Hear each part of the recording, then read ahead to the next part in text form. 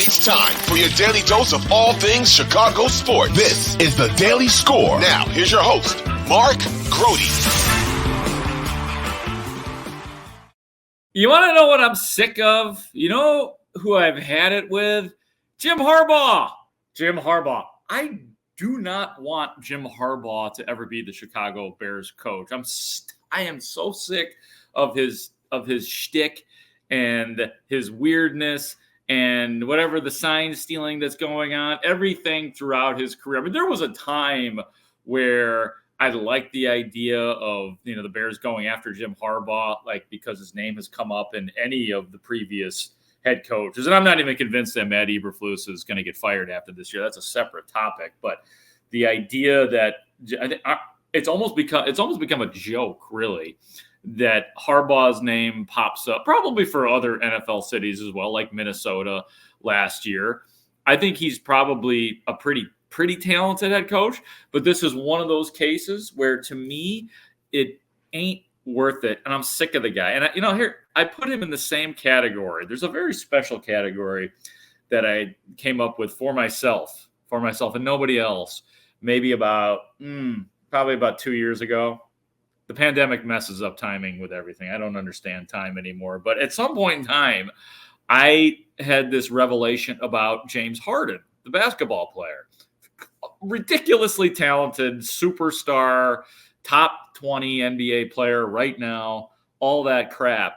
But it ain't worth it. I'm just sick of the shit. And maybe at times it was amusing or entertaining or, what's going on there? With Harbaugh, too. But I have had my fill, so I am cooked with that guy.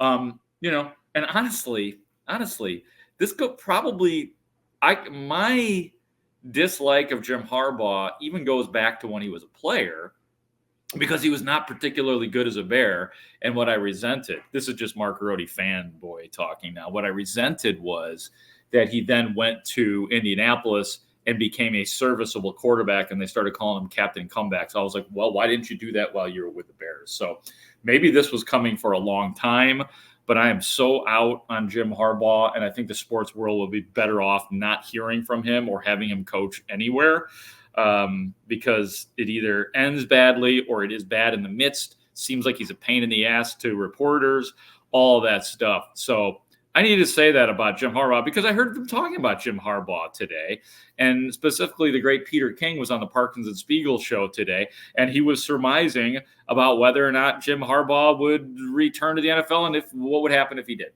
I guess I would just ask this question. I'm sure that there's a lot of owners. I'm sure Mark Davis would love to hire Jim Harbaugh. I mean, unless Antonio Pierce runs the table or comes close to it. But I just think you have to ask yourself this question. Is Jim Harbaugh going to be a headache for you? By the time he left San Francisco, they were ready to show him the door. I mean, he is an acquired taste. You can go to a college and win, and everybody's got to do everything for you. It's just not the same in the NFL. It's a little bit different. So there are some people who have worked with Jim Harbaugh who find him very difficult to work with. And I'm not saying that'll prevent him from going to the NFL. People, I am sure, would want to interview Jim Harbaugh and talk to him. But, he comes with a reputation in some circles of being difficult to work with. He's a quirky guy. So, we'll see. There's some people, I'm sure, in the NFL who will be so desperate to win that they'll hand everything, especially if Michigan goes on to win it this year. So, but I don't know. I would beware a little bit with Harbaugh. Yeah. Beware. He's not worth it. There are other coaches that you go hard for, and Jim Harbaugh ain't it. I love the words. A reputation of being difficult. Quirky. Isn't it quirky? Quirky is one of the great words because it can make you sound like you're fun and innocent and neat. But guess what? Jim Harbaugh's brand of quirky sucks. What else did he say? Oh, you said, is Jim Harbaugh going to be a headache for you? Yes. Yes. It's not like Jim Harbaugh is out here winning Super Bowls or national titles. Yes, generally speaking, he's been a winner as a coach, but I sit here today and tell you that he is not worth it. He is not worth it. So keep the Harbaugh, keep him out of here. Keep James Harden out. Take him back while you're at it too. So yeah, that's where I stand on Jim Harbaugh. I am screwed if the Bears do hire Jim Harbaugh because this is going on record, but I stand by it. I stand by it 1,000%. Kevin Warren, don't hire Jim Harbaugh. As far as our local heroes are concerned, the Bears, we should get, I am guessing, I don't know why I say this, but I'm guessing that we are going to get a somewhat legitimate update on Justin Fields today, Wednesday, when you're watching this. I think that will be the case. I'll be out at Ellis Hall. There will be a full practice in which we will get to see some of Justin Fields, and then a quarterback is expected to speak at the podium. I do expect that will be Justin Fields. And as I have said in some version, and a lot of people have said in some version, the final 7 games for Justin Fields, assuming he does play 7 games, is huge for Justin Fields, for the Bears, for Bears fans. You're all part of it. And Chase Daniel, the ex-Chicago Bears quarterback, was also on the Parkins and Spiegel show today, and he was talking about how big those games are for Justin Fields. I just feel like there's such an emphasis on these next 7 games with, and I only say this because the crop of guys coming out of college, quarterback-wise, is in my opinion, 1 through 4 or whatever it is, probably the top in the last 4 or 5 years. And so this is a huge pick. Really, the Bears are probably going to have 2 in the top 5, right? Like, it's a huge year. And it's like, do you want to blow it all up, start over, start fresh with a new head coach and a new quarterback? Or can you see the type of continuity with Eber, and we're heading in the right direction with Getsy or whoever, if they want to make a move there, or like what? It's just, there's so much intrigue. I'm jealous of you guys because you guys have a lot to talk about next. That's the first time I've ever heard that. Yeah, but the Bears quarterback situation makes people jealous of your quarterback situation, having never seen a guy throw for 4,000 yards. Oh my!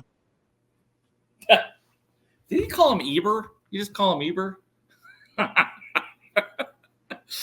Oh man, he's the Floose. He's not Eber, but you know what?